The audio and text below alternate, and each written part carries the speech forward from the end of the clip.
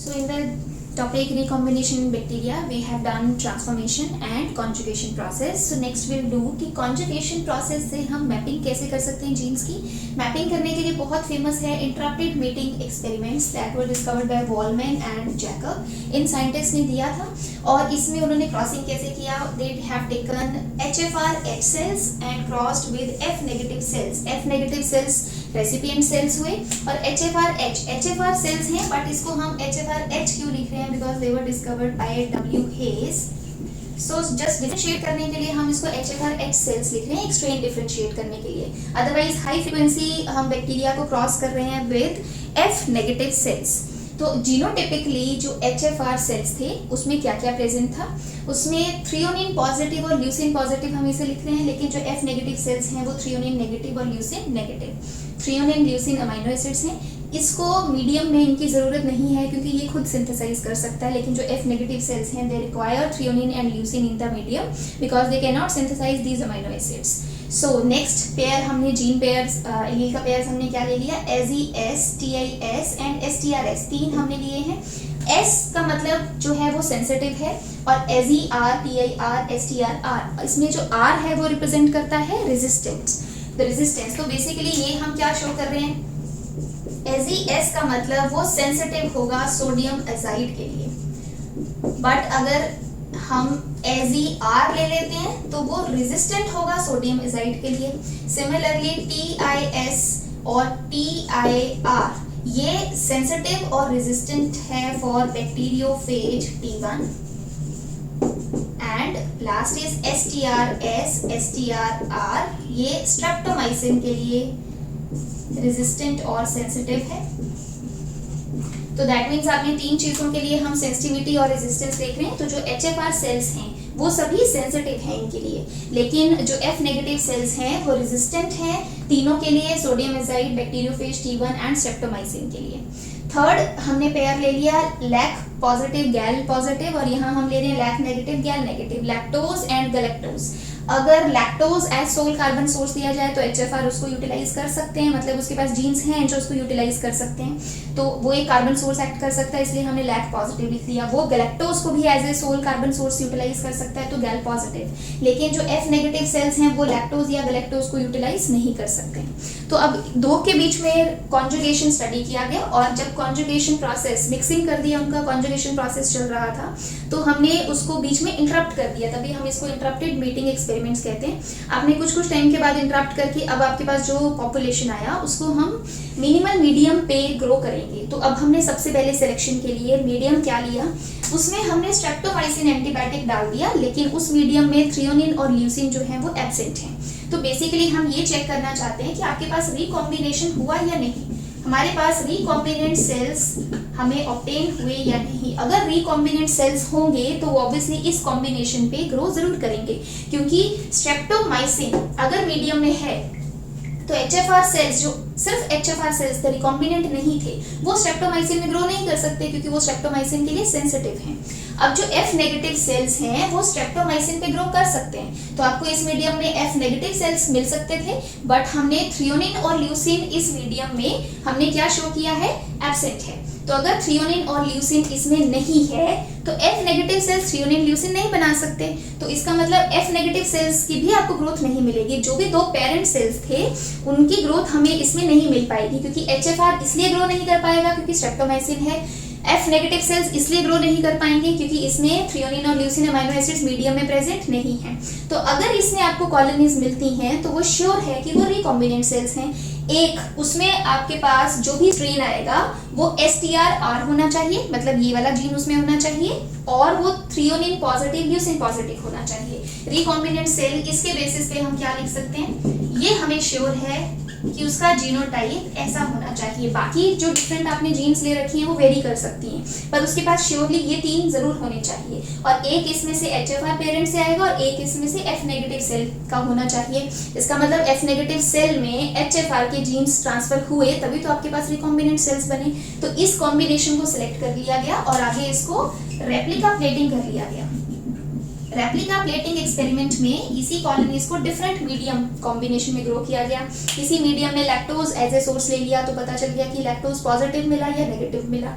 किसी में galactose source लिया गया, किसी में सोडियम एजाइड ऐड कर दिया गया, किसी में बैक्टीरियोफेज T1 ऐड कर दिया गया, स्ट्रेप्टोमाइसिन ऑलरेडी हमारे पास है। तो डिफरेंट कॉम्बिनेशन के बेसिस पे नेक्स्ट ये देखा गया कि किस किस आपको मीडियम में कौन से पर्टिकुलर टाइप का जीनोटाइप आपको मिल रहा है, वही रिकॉम्बिनेंट सेल्स उस मीडियम में ग्रो कर पाएंगे। जो interrupted mating experiment Wollman and Jacob ने किया HFR-H और F नेगेटिव सेल्स में, जब इंटरप्शन बिफोर 8 मिनट्स कर दिया गया, मीन्स उनको मिक्सिंग किया और अभी 8 मिनट से पहले ही उसको इंटरप्ट कर दिया, तो हमें कोई रिकॉम्बिनेंट्स नहीं मिले। इसका मतलब कॉन्जुगेशन ट्यूब बनने में और ट्रांसफर में एटलीस्ट 8 मिनट्स तो उसको चाहिए। 8.5 मिनट्स के बाद उसको रिकॉम्बिनेंट्स मिले। 8 मिनट्स के बाद धीरे धीरे हम अलग अलग टाइम इंटरवल पे उसको इंटरप्ट करते गए, तो आपको 8 मिनट्स के बाद रिकॉम्बिनेंट्स मिले। रिकॉम्बिनेंट्स हमने ये चेक किए थे जिसमें ल्यूसिन पॉजिटिव, थ्रियोनिन पॉजिटिव और STR streptomycin resistant gene present था। फिर हमने इन रिकॉम्बिनेंट्स को आगे अलग अलग एक्सपेरिमेंट्स में रेप्लिकेट किया, अलग अलग टाइम पे इंटरप्ट किया, तो आपके पास डिफरेंट जीन्स का ट्रांसफर हम देखते हैं। तो सबसे पहले देखा गया रिकॉम्बिनेंट्स में, जो सबसे पहला जीन आफ्टर 9 मिनट्स अगर हम इंटरप्ट करते हैं इसको, तो AZS मतलब सोडियम एजाइड सेंसिटिव वाला जो जीन था वो हमें मिला। TIS हमें मिला 11 मिनट्स के बाद, लैक पॉजिटिव हमें मिला 18 मिनट्स के बाद और गैल पॉजिटिव मिला 25 मिनट्स के बाद। ये वो जीन्स हैं जो HFR-H से ट्रांसफर हो रहे हैं किसमें, F नेगेटिव सेल्स में। तो आपको याद होगा जो AZS, TIS ये सब HFR में प्रेजेंट थे, लैक पॉजिटिव भी, गैल पॉजिटिव भी।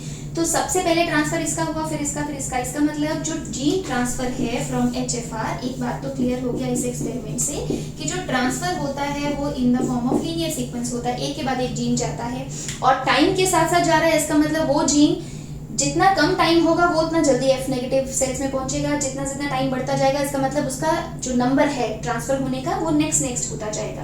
अब इसी को एक ग्राफ फॉर्म में भी हम रिप्रेजेंट कर सकते हैं।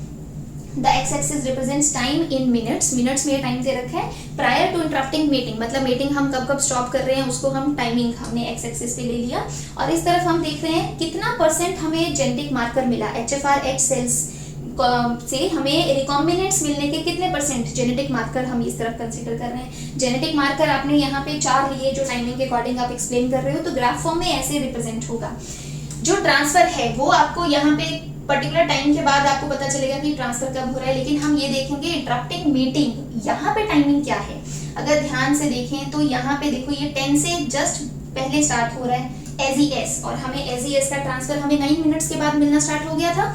उसके आगे वो ट्रांसफर बढ़ता जाएगा, एक पर्टिकुलर टाइम तक होगा, जैसे वो 90 मिनट्स तक आपको उसका ट्रांसफर मिल रहा है। वो टाइमिंग तो कितना भी हो सकता है, कॉन्जुगेशन ट्यूब कहाँ तक बना, लेकिन स्टार्ट कहाँ पे हुआ, जब 10 से जस्ट बिलो, तो एक नंबर पहले, तो मतलब 9 मिनट्स पे उसका ट्रांसफर स्टार्ट हो गया था। देन उसके बाद जो TIS था 11 मिनट्स, तो ग्राफ के अकॉर्डिंग हमें पता चल रहा है 10 से जस्ट एक नंबर आगे उसके बाद हमें TIS का ट्रांसफर मिलना स्टार्ट हो गया। तो बेसिकली कौन सा जीन कब ट्रांसफर हो रहा है वो हमें एक्स एक्सिस से पता चलेगा।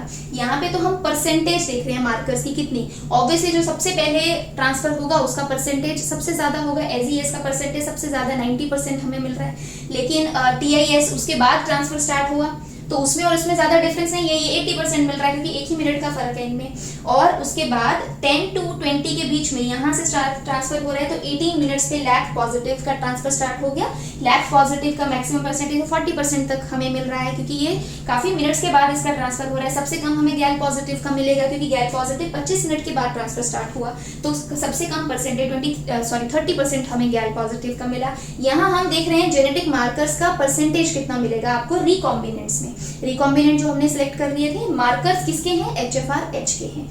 वो मार्कर्स हमें आगे रिकॉम्बिनेंट्स में कितना % मिल रहा है, वो मार्कर सबसे ज्यादा परसेंटेज में मिलेगा जिसका ट्रांसफर सबसे पहले स्टार्ट हुआ होगा, जिसका सबसे कम टाइम होगा ट्रांसफर का। जो सबसे लेट ट्रांसफर हो रहा है उसका परसेंटेज सबसे कम, सबसे पहले ट्रांसफर AGS हो गया तो सबसे ज्यादा परसेंटेज उसका, और सबसे लास्ट ट्रांसफर हो रहा है गैल पॉजिटिव तो इसलिए उसका परसेंटेज सबसे कम। सो ग्राफ बेसिस पे या टाइमिंग के बेसिस पे हमें डिफरेंट जीन्स का पता चल रहा है, मार्कर्स का पता चल रहा है कौन कब ट्रांसफर हो रहा है। इसका मतलब हम टाइमिंग के बेसिस पे देख रहे हैं कौन सा पहले जा रहा है कौन सा उसके बाद जा रहा है, और जितना ज्यादा टाइम का डिफरेंस होगा बेसिकली वो ये बता रहा है कि वो जीन उतना ही दूर होगा। मीन्स हम ये कह सकते हैं जो टाइम है यहाँ पे वो एक तरह से एक यूनिट एक्ट कर रहा है किसका, फिजिकल डिस्टेंस कितना है between markers.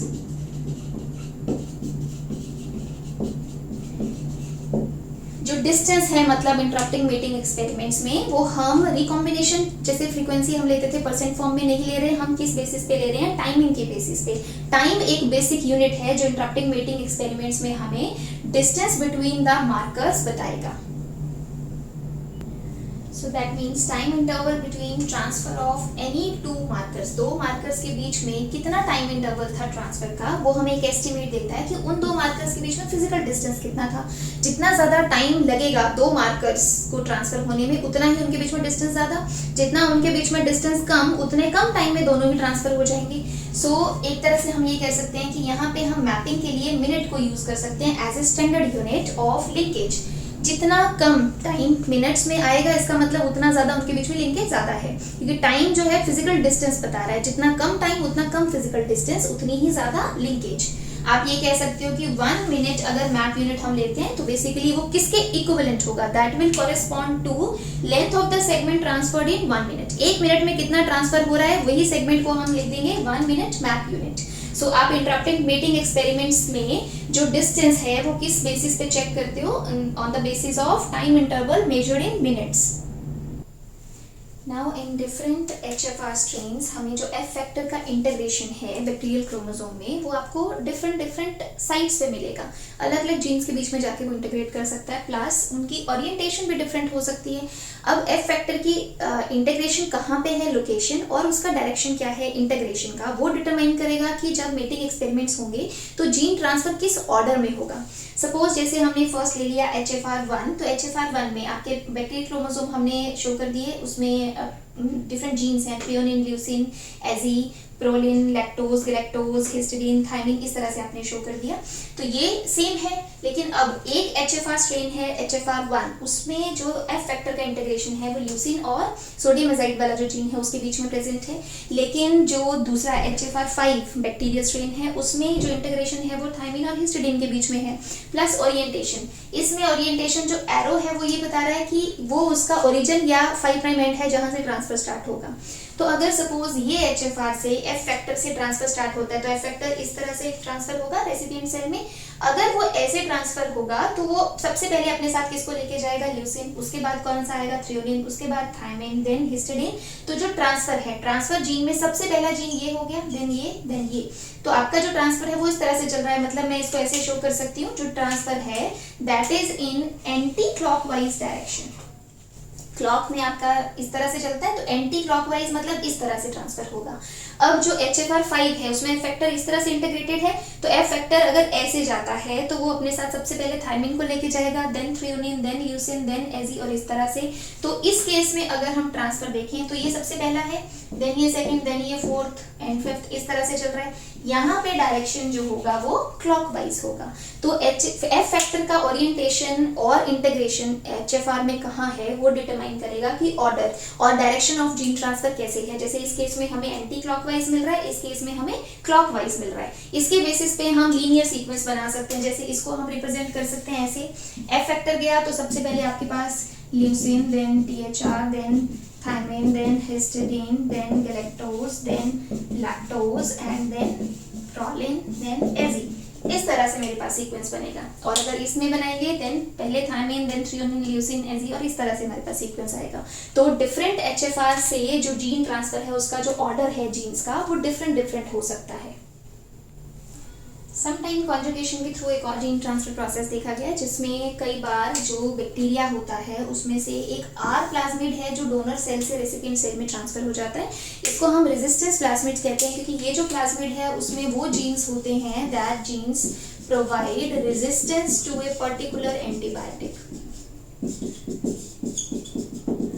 Different R plasmids में डिफरेंट एंटीबायोटिक्स के लिए रेजिस्टेंस हो सकता है। बेसिकली वो एंटीबायोटिक्स को मेटाबोलाइज करने के एंजाइम्स इनमें प्रेजेंट होते हैं, मतलब वो जीन्स प्रेजेंट होते हैं जो ऐसे एंजाइम्स कोड करेंगे जो इन एंटीबायोटिक्स को मेटाबोलाइज कर सकते हैं। तो इसलिए वो रेजिस्टेंट हो जाता है, क्योंकि एंटीबायोटिक्स को ब्रेक डाउन करके कुछ और प्रोडक्ट बना देते हैं, तो वो ग्रो कर सकते हैं in the presence of these antibiotics. R plasmids का जो ट्रांसफर है वो भी कॉन्जुगेशन से होता है, और R प्लाज्मिड्स का जो ट्रांसफर है वो जरूरी नहीं है कि रिलेटेड बैक्टीरिया में होता है। जो ट्रांसफर है वो related as well as unrelated bacteria में भी होता है। इसीलिए कई बार जो पर्टिकुलर हमें रेजिस्टेंस मिलता है पहले किसी बैक्टीरिया में नहीं होता, लेकिन सडनली कुछ ईयर्स की स्टडी के बाद हमें पता चलता है कि ये बैक्टीरिया भी अब रेजिस्टेंट हो गया, क्योंकि जीन ट्रांसफर हो गया, हॉरिजॉन्टल जीन ट्रांसफर हो गया आर प्लाज्मिड का एक डोनर से, और एक अनरिलेटेड बैक्टीरिया में भी आपको वो जीन मिल जाता है। तो आर प्लाज्मिड्स का ट्रांसफर भी कॉन्जुगेशन की प्रोसेस है, और जो रेजिस्टेंस प्रोवाइड कर देगा रेसिपिएंट बैक्टीरिया को भी, अगर उसमें आर प्लाज्मिड ट्रांसफर हो जाता है।